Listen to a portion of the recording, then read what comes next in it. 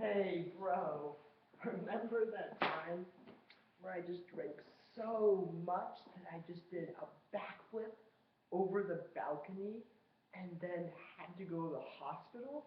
That was just so awesome, right? Especially when I cracked my head. Just so awesome, right? Yeah? Now, things like that are not awesome.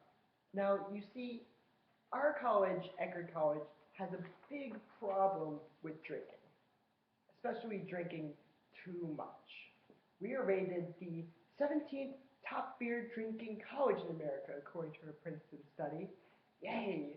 We're also the 10th spot for most college marijuana usage. Woohoo!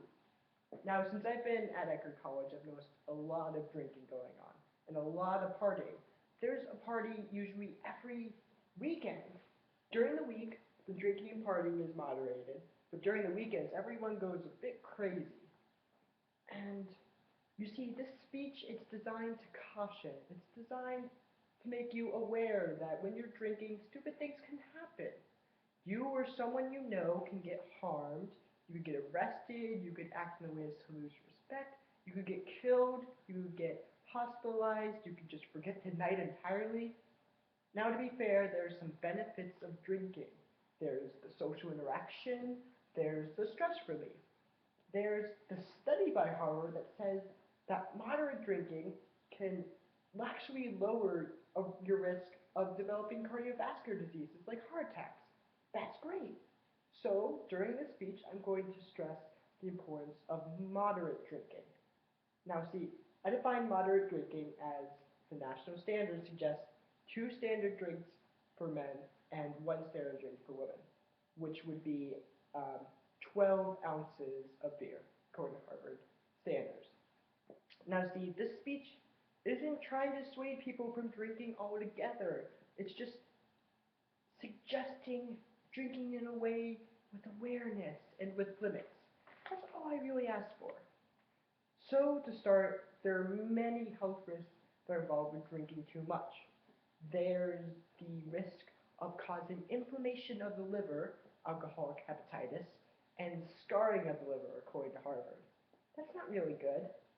Also, long-term heavy drinking is linked with getting certain bad diseases like breast cancer. No one wants breast cancer. That's awful. And then in the short term, you can get things like alcohol poisoning. No one wants that either. I certainly don't. There's also the issue of blacking out. Blacking out is a transient episode that occurs during a state of intense intoxication of which a person has no recall, which means you drink too much and then you forgot everything, basically.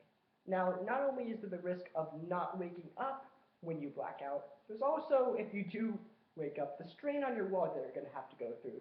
You see, the average emergency room visit costs more than a typical month's rent, according to Washington Post. Ouch.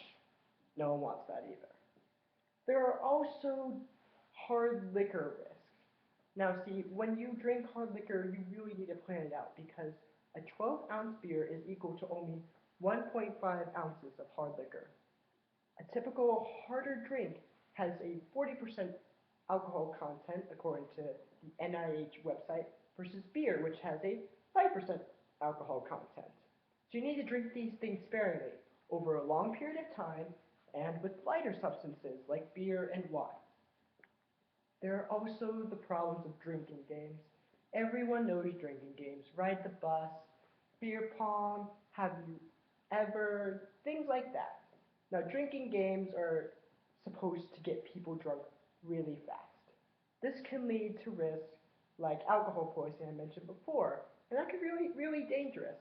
So when you play drinking games, probably pour a non-alcoholic drink once in a while. Or just suggest a game that doesn't involve drinking. It's not that hard. There are other things to do. There's also the problem of it technically being illegal for most of us college students to drink. The legal drinking age is 21. And even for a first-time offense, there's a harsh punishment. I mean, there's a $500 fine. You could have up to 60 days in prison, according to the Stenson website. I don't want that. Now, see, also, our Eckerd college has this policy where students under 21 caught selling alcohol on campus can be kicked out of student housing. Yeah, I definitely don't want that. And there's just the general issue in which if you drink a lot, you're going to get caught more because you're going to have those effects of just walking around like a bubbling idiot. There's going to be more evidence lying around. So if you drink moderately, less evidence to get you indicted for these things. And that's just a good thing. There's also the fact that drinking can lead to awful decisions being made. Alcohol can impede brain functioning at a certain level. What are these functions, you ask? Basic things like walking, vision, speech, reaction time, memory. Yeah, I think those things are pretty important. There are stories abounding of people that had too much to drink and then did really stupid things. Have you ever been to the after effects of the party where there's just litter scattered around and maybe people passed out? It's really pretty awful, and it's really a pretty good indication that things aren't so good. Now see, under the influence, alcohol or confidence is boosted to a big fault, which can ruin friendships or relationships with other people. Now see, there's also the fact that drunkenness can lead to one being clumsy. Alcohol causes problems with the frontal cortex area of the brain, which leads to the classic alcohol-induced lack of balance and coordination, according to Notre Dame, which can lead to people harming themselves, as I noted before. There's also the problem of hangovers. No one likes hangovers. Hangovers have those classic symptoms that no one will ever want to deal with, like nausea and sensitivity to light. And those are just plain bad. So how do I avoid these, you ask? It's pretty simple. You could not drink at all. Or you could just get to a level in which you're tipsy, which is a lot safer than being drunk. You can space out your drinks, you can eat in addition to drinking, you have to know your limits. And there's also marijuana. Even marijuana is safer. I mean, it offers a social factor, it's also less addictive, has a less or chance of causing injury. It's just all around a little bit better option, you see. So in conclusion, drinking is as safe as you want to be. Drinking can offer benefits if you use it carefully. But if a person is not careful, there can be a lot of problems.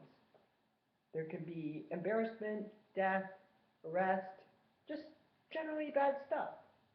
And maybe some of you guys are bored. I realize that. People have to hear about these statistics all the dang time. I get it. But you see, viewers, no one should die from alcohol-related injuries or some kind of health risk. No one deserves to be embarrassed. No one deserves to be hospitalized or arrested for things like this. So, you see, you don't have to eschew drinking altogether. You can still have your nights hard once in a while. You can do things like that. I just want you guys to consider how you're going to drink. So remember, consider the bottle before hitting the throttle.